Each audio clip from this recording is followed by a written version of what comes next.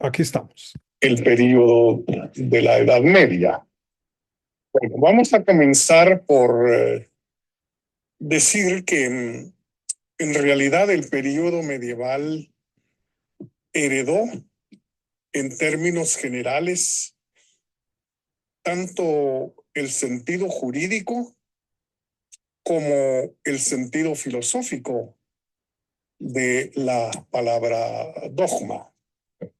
Esto entonces quiere decir que siguieron utilizando en general el término para referirse a normas, a decretos, a leyes, por una parte, y por otro lado, a doctrinas relacionadas con el pensamiento, doctrinas de toda clase y de todo tipo, como lo había acuñado y como lo había utilizado la filosofía griega. Ahora, tenemos que reconocer que a lo largo del periodo medieval se dio un enorme desarrollo, podríamos decir, de carácter teológico.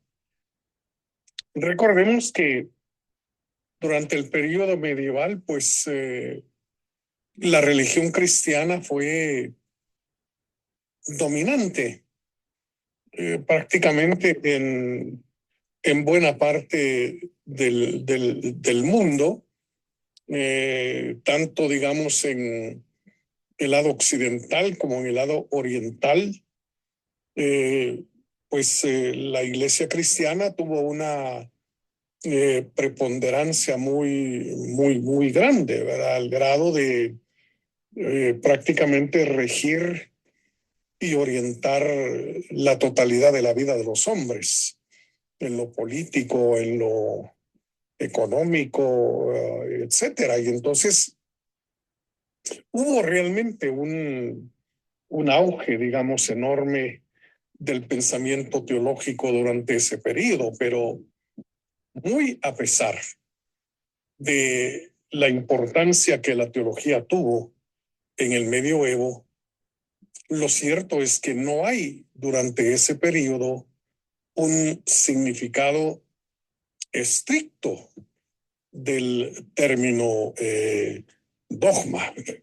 Entonces, hay que considerar realmente falso el asignar el término dogma al pensamiento medieval. Ahí hace falta una palabra en la palabra término.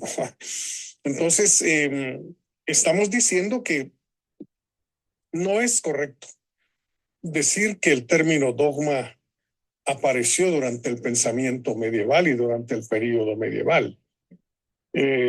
Hay quienes afirman eso precisamente por el enorme peso que tuvo la religión cristiana durante ese periodo, pero la verdad es que no es cierto.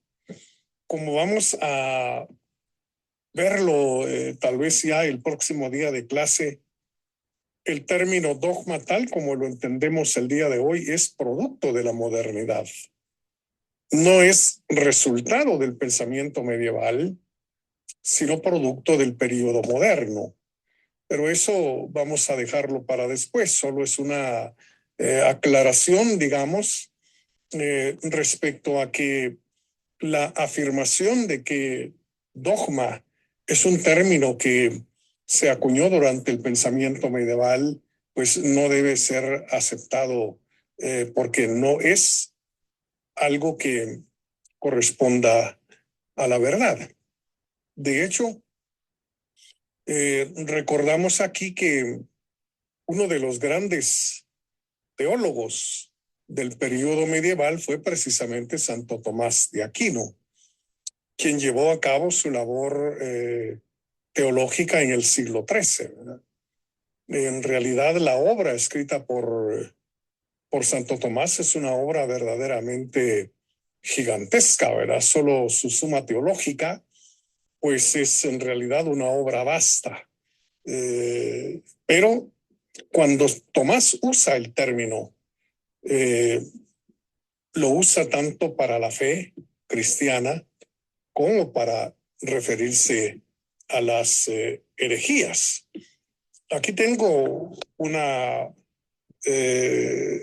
cita extraída precisamente de la Suma Teológica de San Agustín. En ella, Tomás de Aquino dice: en cambio, está la enseñanza de San Agustín contra los maniqueos. Son herejes quienes en la Iglesia de Cristo tienen el gusto de lo mórbido y depravado, y corregidos para que abracen lo sano y recto, resisten contumaces y se niegan a enmendar, fíjese la palabra, se niegan a enmendar sus dogmas pestíferos y mortales, y persisten más bien en defenderlos. Ahora bien, continúa, los dogmas pestíferos y mortales no son otra cosa que lo que se opone, y ahora vuelve a utilizar la palabra, pero en otro sentido, a los dogmas de fe, de la cual vive el justo, como afirma el apóstol en Romanos 1:17. Luego, la herejía tiene como materia propia las cosas que son de fe.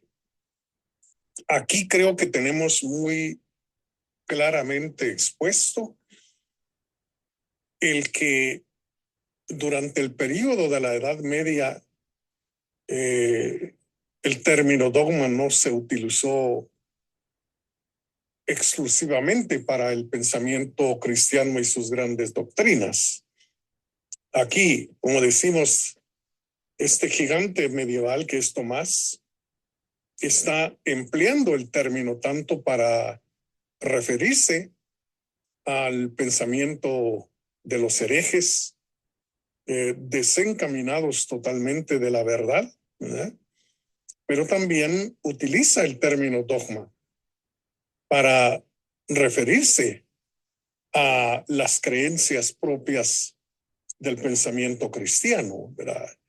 Entonces, hay dogmas pestíferos inmortales y hay dogmas de fe, Santo Tomás.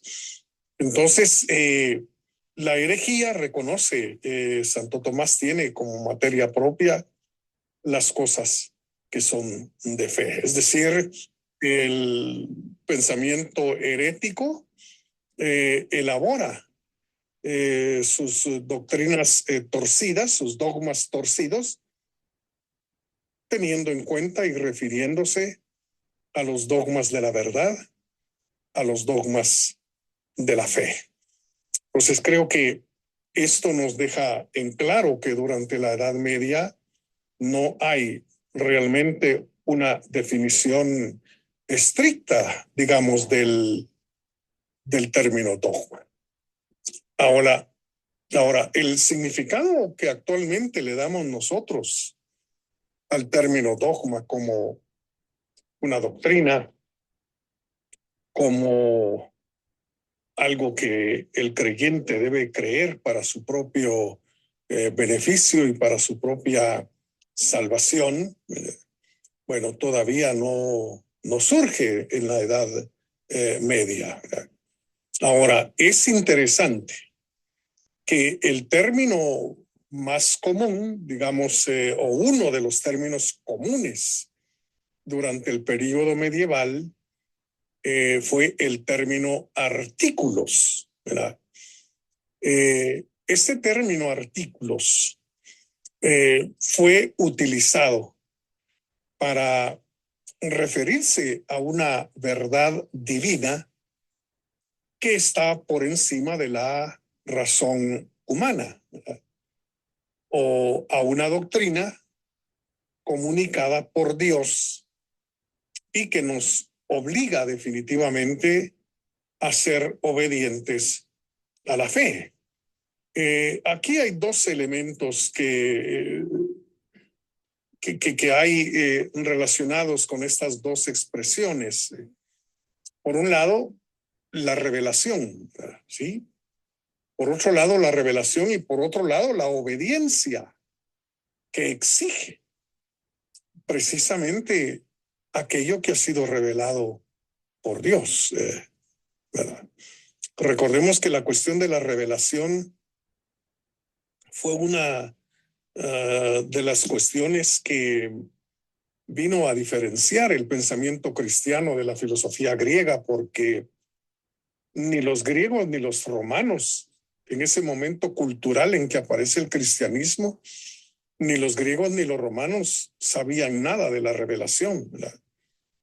Y entonces la palabra artículos viene a enfatizar en el período medieval esas verdades que de otro modo nosotros no hubiéramos podido alcanzar, ni generar, ni producir, de no haber sido recibidas esas verdades por medio de la revelación. Y en tanto que verdades reveladas, pues obligan a obedecerlas. De nuevo voy a recurrir aquí al pensamiento de Santo Tomás de Aquino, porque Tomás define el artículo de fe, el artículos fidei, como verdad sobre Dios que obliga precisamente en la fe y a la fe. Dice Tomás lo siguiente, refiriéndose a artículos: es una verdad indivisible sobre Dios que nos obliga a creer. Es una manera de percibir la verdad divina que nos orienta hacia esa verdad en sí misma. Y pone como ejemplos el artículo de la pasión y el artículo de la resurrección, ¿verdad? Aquí Tomás de Aquino se muestra como un verdadero cristiano, como un verdadero creyente en Jesucristo y en la revelación divina, ¿verdad? Porque reconoce entonces que todo artículo de fe es una verdad indivisible, ¿verdad? Es decir, no podemos ir buscándole ahí partes, pedazos que vengan a conformar de alguna manera esa verdad, a apoyarla, porque simple y sencillamente se trata de algo que se dice primero sobre Dios, ¿verdad? Pero por otro lado nos obliga definitivamente a creer. Y por supuesto el artículo mismo de fe nos conduce, nos orienta hacia esa verdad en sí misma, y habla aquí como un ejemplo del artículo de la pasión del Señor y de la resurrección del Señor. Es decir, estos que hoy llamaríamos dogma, porque en eso estamos, ¿verdad? Es decir, la palabra artículos fue utilizada más y mejor que la palabra dogma en el periodo medieval, ¿verdad? Entonces, para Tomás, la cuestión de la pasión del Señor es realmente un dogma, y también lo es el de la resurrección, ¿verdad? Entonces, estamos hablando aquí de verdades que no son objeto, digamos, de la investigación que los hombres han llevado a cabo o de la capacidad racional de los seres humanos, sino que son verdades que provienen de Dios y que definitivamente estamos obligados a creer, ¿verdad? Sobre todo para procurar nuestra propia salvación, ¿verdad? Porque esto, pues ya lo vimos en el pensamiento de San Pablo, cuando él, pues, afirma aquí y allá en sus cartas que la salvación no se puede dar a menos que confesemos con la boca que Jesús es el Señor y creamos que Dios le levantó de los muertos. Entonces, Tomás, pues considera que los llamados artículos o dogmas, como se les llama el día de hoy, pues son verdades que han sido reveladas y que nos llevan a creer. Ahora, hay tres elementos constitutivos de la concepción de artículos fidei de Santo Tomás de Aquino. Es decir, todo verdadero y auténtico artículo de fe, según Tomás, debe tener tres características fundamentalmente. Primero, verdades dadas por revelación. Como dijimos, no se trata aquí de verdades descubiertas por la capacidad racional del ser humano. No se trata de verdades que hayan sido producidas en base a la experiencia, digamos, de los seres humanos, sino que se trata de verdades que están por encima de la capacidad racional del hombre y por lo tanto nunca hubiéramos llegado a ellas de no haber sido reveladas por el mismo Dios. Esa es la primera condición y característica del artículo de fe. El segundo, que los artículos de fe son fundamentales e importantes para la fe y la vida de la fe. Es decir, que no son mera información, son en realidad vitales cristianamente hablando, es decir, son importantes para la vida cristiana. Y esto es una cuestión realmente admirable, digamos, en Santo Tomás de Aquino. También esto es admirable en él, porque considera que los artículos de fe, los auténticos artículos de fe, nos obligan precisamente a creer, porque de ellos depende definitivamente nuestra propia salvación. No son una mera información a la cual tenemos que decirle sí, sí lo creo, sí lo acepto. No, porque eso podría quedarse única y exclusivamente a nivel de la capacidad intelectual del ser humano sin que se transforme, digamos, eso en auténtica vida, en una verdadera vivencia, en una verdadera experiencia, digamos, de carácter personal. A mí me parece esto verdaderamente importante en un autor como Santo Tomás de Aquino. Eso por un lado, que nos llevaría, digamos, a nosotros a apreciar de algún modo el pensamiento de Santo Tomás, a pesar de sus deficiencias en otras áreas, porque todo pensamiento humano es así, ¿verdad? No es perfecto. Entonces, nos llevaría realmente a admirar, digamos, el pensamiento de Tomás de Aquino, pero por otro lado, del lado católico, digamos, porque hay que recordar que Tomás es el santo más importante, digamos, de la Iglesia católica, pues tendrían también que considerar el pensamiento de San Agustín para no caer única y exclusivamente en dogmas que se repiten del diente al labio, como decimos, o a los que se les dice sí, pero que no se traducen para nada en vida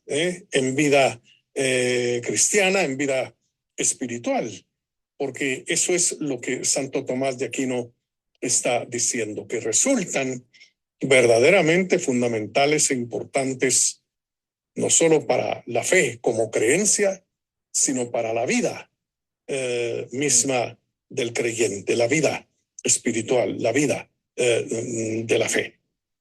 Y recurro precisamente de nuevo al pensamiento de Tomás de Aquino en esta cita también de la Suma Teológica. Aquino dice: y dado que la fe tiene como objeto especial lo que esperamos ver en la patria, es decir, la patria celestial, ¿verdad? Según las palabras, la fe es garantía de lo que se espera, que dice Hebreos 11:1. Pertenece por sí mismo a la fe todo aquello que nos encamina directamente a la vida eterna. Tales son la existencia de la Trinidad, la omnipotencia de Dios, el misterio de la encarnación de Jesús y otras por el estilo. En este orden hay lugar para distinguir precisamente los artículos de fe. Bueno, este es un asunto que Tomás agrega aquí en este párrafo, que los artículos de fe nos encaminan directamente a la vida eterna, ¿no? Y no puede haber definitivamente fe como una garantía de esa esperanza que tenemos, pues a menos que se le dé el lugar que deben tener artículos de fe tales como el de la Trinidad, de la omnipotencia de Dios, el misterio de la encarnación de Jesús, y agrega otras por el estilo. Ahora, Tomás no solo señala algunas de las creencias, digamos, fundamentales del cristianismo y del cristiano, sino que también señala, como lo vamos a ver a continuación, que hay otra clase de verdades en la Sagrada Escritura, ¿verdad? Verdades que no tienen nada que ver con la salvación. Dice Tomás, o continúa diciendo Tomás, hay, por el contrario, en la Sagrada Escritura verdades que se proponen, no como principalmente intentadas, sino como algo orientado a manifestar esas verdades. Por ejemplo, que Abraham tuvo 2 hijos, que al contacto con los huesos Eliseo resucitó un muerto, y otros hechos análogos narrados en la Escritura en orden a manifestar la majestad divina o la encarnación de Cristo. Respecto de ellos, no se deben distinguir artículos. Es decir, hay cuestiones que son verdaderamente esenciales para la fe, para la vida cristiana, para la salvación. Y esas verdades que son, como él le llama aquí, principalmente intentadas, que son fundamentales, esenciales para la fe cristiana, bueno, esos son auténticos artículos de fe o dogmas, como le llamaríamos el día de hoy. Pero habrá que diferenciar y separar otras verdades que se comunican, que se encuentran en general en las Sagradas Escrituras, pero que nada tienen que ver con nuestra salvación, ¿verdad?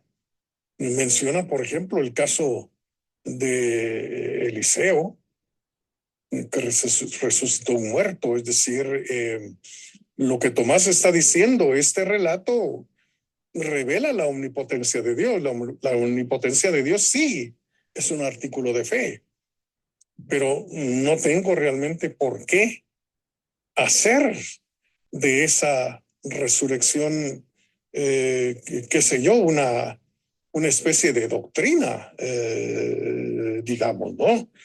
Esencial y fundamental, porque no lo es.